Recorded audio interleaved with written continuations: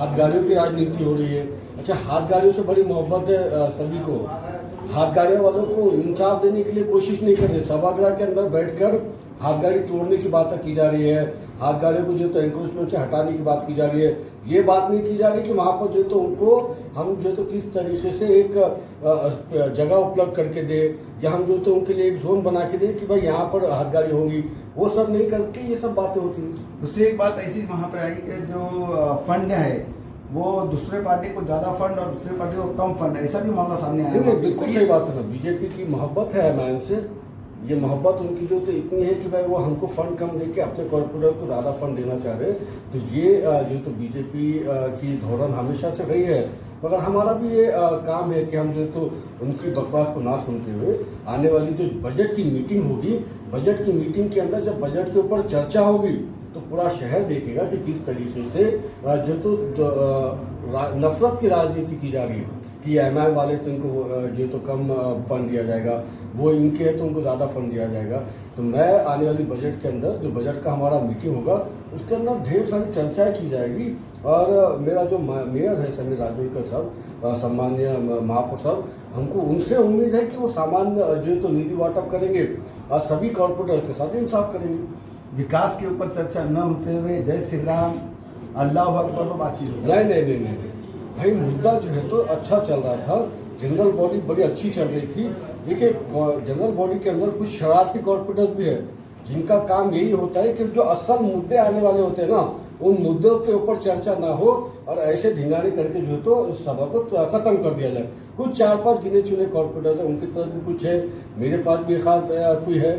तो इनकी वजह से ये सभा खराब होती है। और हम सीख रहे हैं, नए हैं तो सीख रहे हैं। और बिल्कुल इस तरीके की शरारत जनरल बॉडी के अंदर हम आने वाले वक्त में होने नहीं देंगे। और जनरल बॉडी के अंदर शहर के विकास के मुद्दों के ऊपर चर्चा होगी। जो आप बोल रहे हैं कि भाई धार्मिक नारे लगाए गए, धार्मिक नारे की शुरुआत बीजेपी की तरफ से की गई और ये सभा के अंदर नहीं लगाए गए।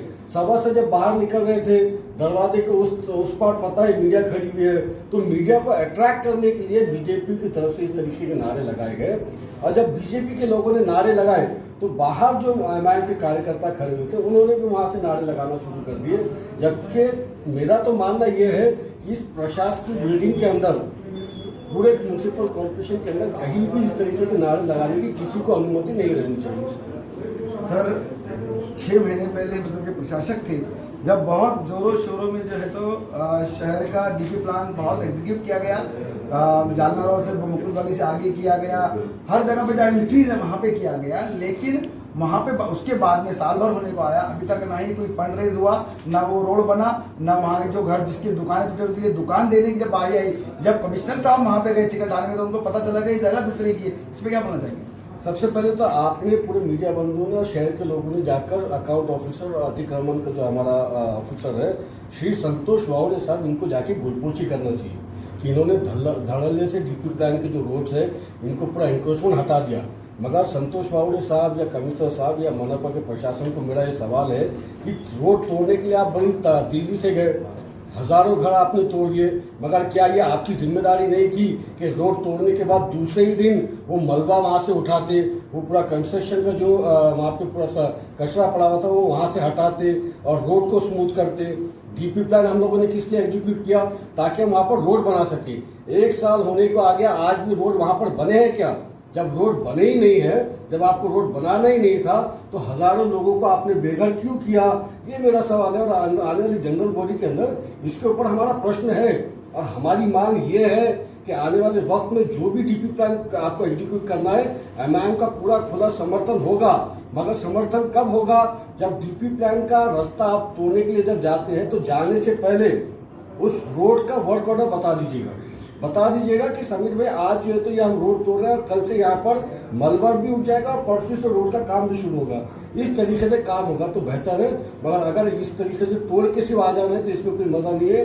उल्टा जो तो आप लोगों की हाय बदल लेने का काम करें। 14,000 से ज़्यादा जो है तो पथ विक्रेता जो है मतलब कि हथगाड़ी वाले हैं या फुटपाथ पर बैठ के जो 14,000 से ज़्यादा लोगों का सर्वे हुआ, जब डिक्लेयर हुआ कि इनको राशन दिया जाएगा, इनके लिए हॉकर जोन रहेगा, उस दिन से आज तक कुछ भी हालचाल नहीं। इसके क्या मतलब? देखिए भाई, एक जो है तो सुप्रीम कोर्ट के गाइडेंस है और जो है तो स्ट्रीट वेंडर्स एक्ट भी एक है। इन सभी एक्ट्स का वायलेशन जो है तो मानव पावर कर रही है। सुप्रीम कोर्ट की तरफ से निर्देश आने के बाद में पार्लियामेंट के अपना सेंट्रल गवर्नमेंट की तरफ से जो है तो वेंडर्स के लिए जो है तो गाइडलाइंस आई है। सेम वे स्टेट गवर्नमेंट की तरफ से भी वेंडर्स के लिए गाइडलाइंस आई है कि जल्द से जल्द जो तो हॉकर जोन बनाए जाए। हॉकर जोन आप बनाते नहीं, हॉकर जोन नहीं बनाने के बाद में एक स्वर्ण निधि योजना थी, प्रधानमंत्री की तरफ से एक स्वर्ण निधि योजना थी जिसके तहत 80 करोड़ 30 लाख रुपए स्ट्रीट जो तो वेंडर्स को दिए गए ताकि वो जो है तो अपना घर बार का चलाने के लिए हाथ गाड़ी बना सके और जो तो अपना कारोबार की शुरुआत कर सके।